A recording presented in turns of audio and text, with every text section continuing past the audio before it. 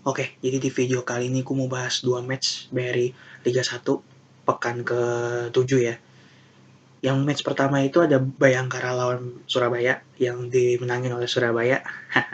Gue tuh seneng banget kalau Bayangkara kalah karena gue emang pengen Bayangkara tuh kalau bisa setiap match kalah, kalau bisa tiap match tuh deh akhirnya mereka degra karena gue mager aja kalau misalnya klub kayak Bayangkara, klub siluman, klub yang gak punya supporter tuh menang. Itu kayak menurut gue tuh sebuah kesia-siaan gitu. Karena dengan Bayangkara ada di Liga Indonesia aja, itu menurut gue sudah apa ya, menurunkan pamor dari Liga 1. Karena mana ada sih tim yang stadionnya itu pindah-pindah, mana ada sih tim yang nggak punya supporter kan gitu ibaratnya. Thanks to Surabaya. Dan yang match kedua ada Solo lawan Persib. Solo juga menang di match ini kayak skornya sama kayak Surabaya, menang 2-1. Gue mau mulai dari match pertama dulu ya, Bayangkara lawan Persebaya. Di match pertama, di match pertama, sorry, di babak yang pertama, Persebaya itu sebagai tim tamu tampil lebih menekan. Mereka bermain lebih agresif dengan para penyerangnya ada Soya Mamoto, Bruno Moreira, Paulo Victor, ditambah ada gelandang-gelandang mereka kayak Kasim Botan, ada juga yang orang Korea ya yang uh, apa sih si Yong ya si Wei Song Yong. Mereka bermain lebih agresif karena mereka pasti akan mengincar kemenangan di match ini memang karena di match sebelumnya kan mereka baru kalah dari Persikabo di kandang sendiri. Jadi mereka pasti memiliki beban dan tuntutan untuk menang di match berikutnya yaitu lawan Bayangkara ini. Mereka bermain lebih menyerang, lebih agresif. Setiap dapat bola mereka langsung alirin ke depan. Cuman di babak pertama ini mereka tuh apa ya? Agak bau karena mereka ada dua peluang sebenarnya. Itu dua-duanya tiang. Yang satu dari Bruno Moreira dan yang satu lagi dari Paulo Victor. Dua-duanya kena tiang. Bahkan Bayangkara yang bermain lebih menunggu, lebih sabar. Kalaupun mereka bisa mengalirkan bola, selalu hilang bolanya karena mereka ke, kesulitan untuk menembus lini pertahanan Surabaya dan mereka juga apa ya nggak punya sosok jenderal di lini tengah yang bisa mengalirkan bola dengan baik. Bahkan shoot on target pertama di match ini aja dibuat oleh mantan mereka, yaitu Kasim Botan yang sekarang udah hijrah ke Surabaya. Tapi Bayangkara sempat unggul dulu di menit ke-20, itu melalui golnya Sani Rizky. Berawal dari corner, bola deflect ya, dari kakinya back baru Persebaya ya, back asing, back yang gantiin Leo Lelis yang pindah ke Borneo, si Dusan Stefanovic. Sebenarnya kan dia pasti mau ngebuang bola lah atau minimal dia mau nahan bola, tapi saking kerasa bola, saking aliran bolanya terlalu terlalu deras, terlalu keras, akhirnya bolanya lewat dan kebetulan di belakang dia ada Sani Rizky yang siap untuk menunggu dan akhirnya ya tinggal diguyur lagi sama Sani Rizky dan gol. Tapi keunggulan Bayangkara itu nggak bertahan lama cuy. Bayangkara cuma unggul selama 6 menit. Setelah menit 20 mereka nyetak gol, Persebaya bermain jauh lebih agresif lagi. Akhirnya di menit ke-26 melalui umpannya tadi siapa ya? Andre Octaviansyah, Bruno akhirnya mencetak gol buat Persebaya. Sebenarnya ini golnya agak berbau keberuntungan sih karena pas dia ngontrol bolanya itu sebenarnya dia gagal karena bolanya malah naik ke atas tapi beruntung kena kepala dia akhirnya balik ke kaki dia dan di kontrol kedua dia nggak buang-buang peluang dia langsung shootnya pun nggak keras dia cuma shoot pelan tapi bener-bener ke arah pojok mengelabui Awan Seto kiper Bayangkara dan juga back-backnya Bayangkara salah satunya Sales gitu skor 1-1. Setelah itu sebenarnya permainan tuh udah mulai menurun tuh karena mungkin stamina juga ya karena memang suhu di Bekasi ini sering apa kita semua tahu cukup panas. uh, Makanya setelah ada cooling break dulu tapi setelah cooling break stamina para pemain kembali mereka kembali bermain dengan penuh semangat ya terutama Persebaya yang semakin bermain lebih agresif. Sedangkan sebenarnya Bayangkara pun bermain juga cukup agresif setelah cooling break karena mereka pasti ingin fight terus, ingin fight. Mereka udah nggak mau lagi bermain lebih menunggu, tapi balik lagi yang tadi gue bilang, mereka nggak memiliki jenderal lini tengah gitu loh. Akhirnya halftime di babak kedua ini yang gue lihat ya, yang tadi gue tonton, permainan tuh hanya seru sampai sekitar menit ke 65 sampai menit ke 70 lah. Itu seru tuh. Bahkan Persebaya di menit ke 64 itu, yang memang di babak kedua bermain jauh lebih agresif. Persebaya itu tuh ini, apa namanya,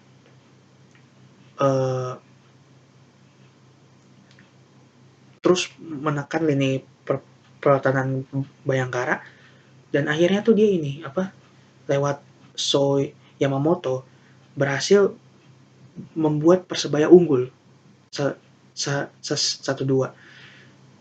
Yang asisnya kan si itu yang pemain Korea tuh, siapa si Oi Songyong ya. Dan itu Yamamoto menendang dengan sekuat tenaga, itu tendangannya keras banget, pakai kaki bagian punggung kura-kura. Beruntung itu bolanya tuh menukik, karena kalau bolanya ya ke atas ya fix melambung, tapi hokinya adalah bolanya menukik dan Awan Seto kaget, ya gol 1-2. Tapi setelah Persebaya unggul 1-2 seperti yang tadi gue bilang, di menit ke 70 ke atas sampai full time, permainan tuh mulai tarkam. Itu yang gue tonton tadi. Jadi permainan tuh mulai nggak jelas, operan-operannya udah mulai loyo, sering main long ball yang nggak akurat, passingnya sering salah. Bayangkara pun sama gitu loh. Bahkan setelah mengganti beberapa pemain yang udah capek ini nggak bisa lagi mengimbangi permainan yang pemainnya masih fit, yang masih bagus gitu. Karena kelihatan para pemain tuh udah benar-benar capek, udah sering megang lutut, udah pada sering yang banyak yang duduk karena mungkin kram. Jadinya ya permainan udah mulai tarkam dan akhirnya full time 1-2. Tapi Persebaya di match ini memang bermain lebih Spartan dan lebih agresif sih, karena mungkin mereka juga tersuntik oleh motivasi harus menang di match ini, karena untuk membayar kegagalan di match sebelumnya yang di kandang kalah lawan Bogor.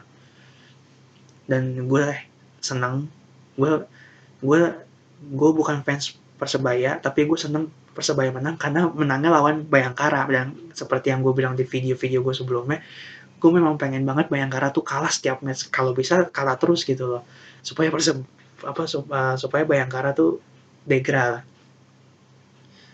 Karena gue merasa masih banyak klub-klub di Liga 2 yang lebih layak untuk bermain di Liga 1 dibanding Bayangkara gitu loh. Dan gue mau lanjut ke match kedua, Solo lawan Bandung. Solo berhasil ngalahin Persib di match ini dengan skor yang sama kayak kemenangan Persebaya 2-1. Gue langsung masuk ke babak yang pertama aja ya. Di babak pertama itu sebenarnya kedua tim itu permainannya tuh imbang.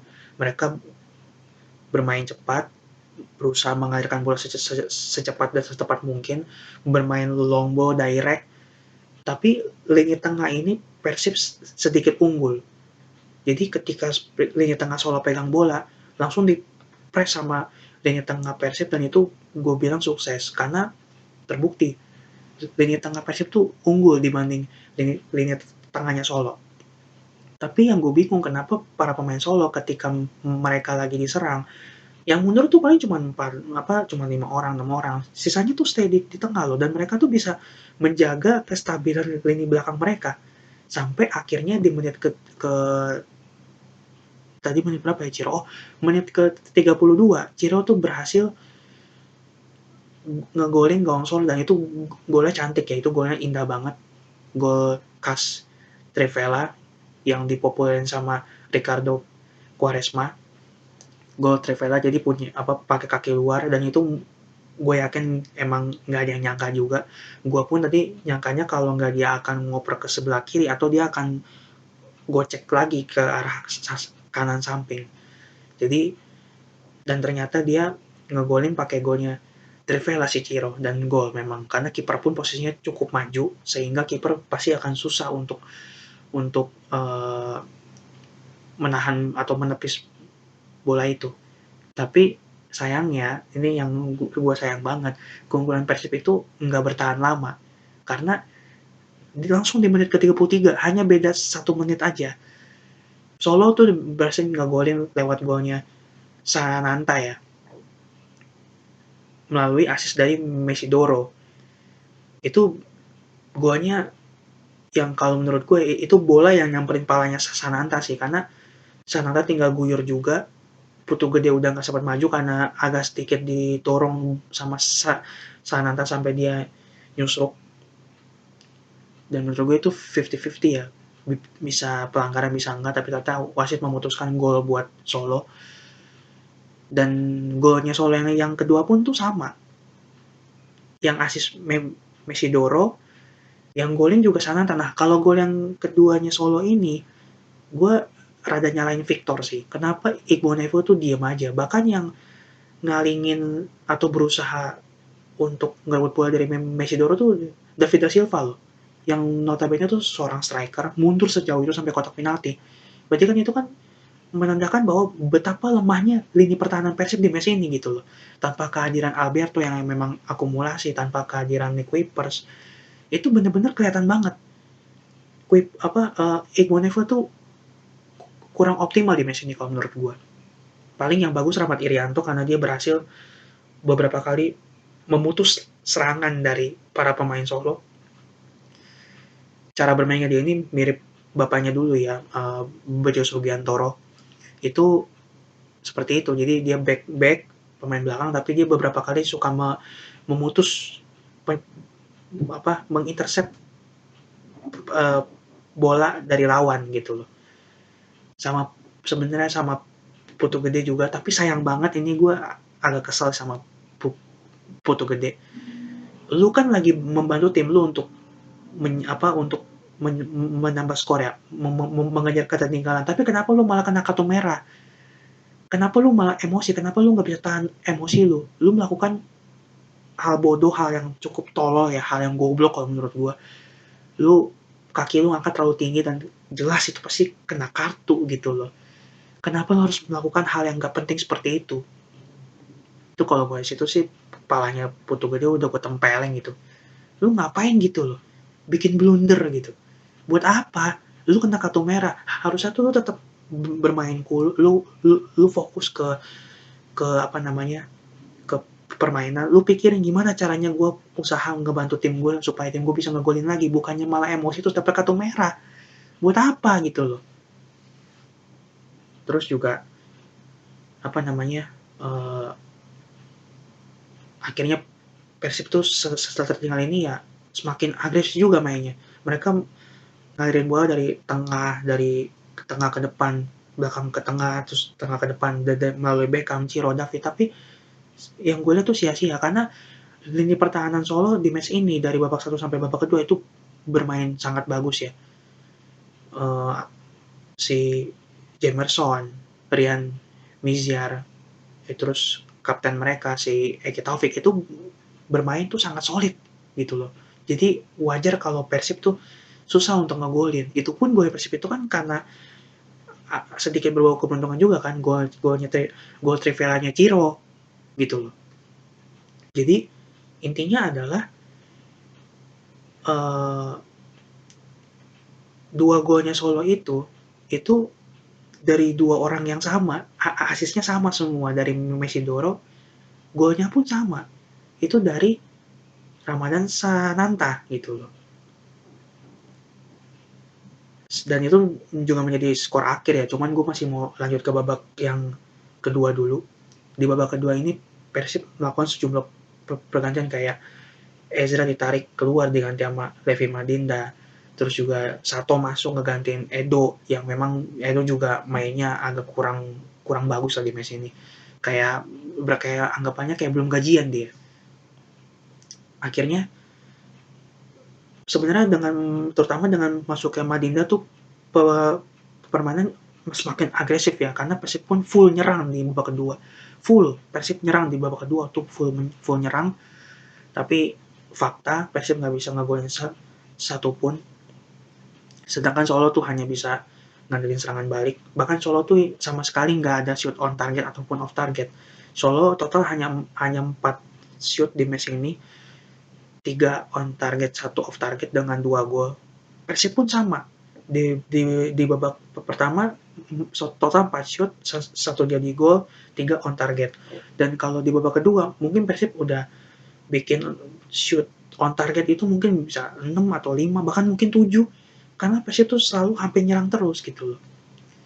Cuman ya ini yang gue keselin juga, kenapa kayak Ciro, kayak David tuh kadang-kadang suka maruk gitu, nggak mau ngoper, padahal ada temennya tuh yang bermain tuh lebih apa ya, lebih lebih lebih free gitu.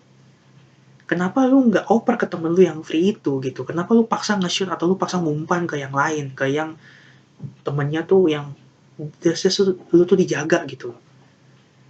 Sebenarnya David pun punya peluang yang dia nyundul tapi tipis banget bolanya di samping gawang. Ciro pun sama, Beckham pun sama, Klopp pun ada peluang, tapi ya memang faktanya Persib nggak bisa ngegolin di babak kedua.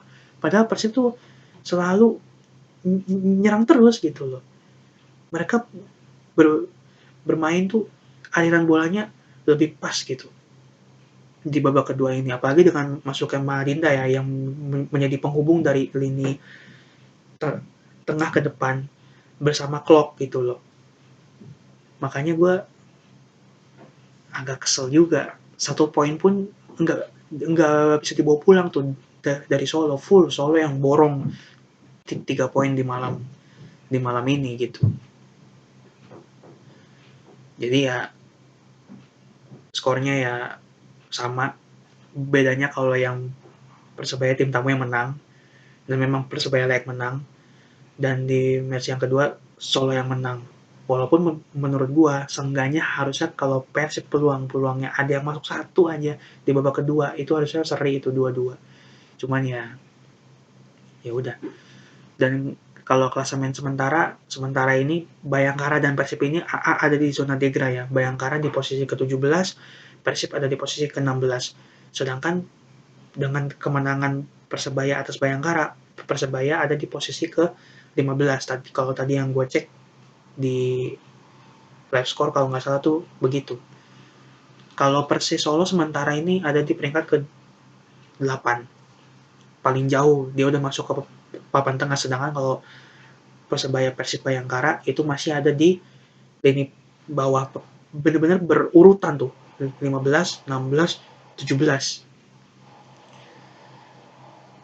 Sebelum gua tutup video ini ada 1 match lagi di malam ini, itu sore sih, tadi mainnya bareng sama Bayangkara lawan Persebaya, yaitu ada Bogor lawan Sleman. Sleman menang 2-3. Bogor setelah menang lawan Persebaya, mereka malah kalah di kandang sendiri, sedangkan Sleman itu akhirnya bisa mendapatkan kemenangan setelah 5 match beruntun itu nggak pernah menang. Gue nggak nonton, tadi gue cuma lihat doang skornya, dan jujur gue cukup kaget karena gue mengiranya yang bakal menang tuh Bogor, tapi ternyata yang Sleman berhasil membawa pulang 3 poin itu dari Bogor ya gitu. Oke, segitu dulu aja video kali ini. Sebenarnya tadi gue ada sebelum bikin video ini gue ada bikin video yang sebelumnya, tapi ternyata setelah gue cek videonya kurang bagus, jadinya gue bikin ulang. Oke, thanks for watching.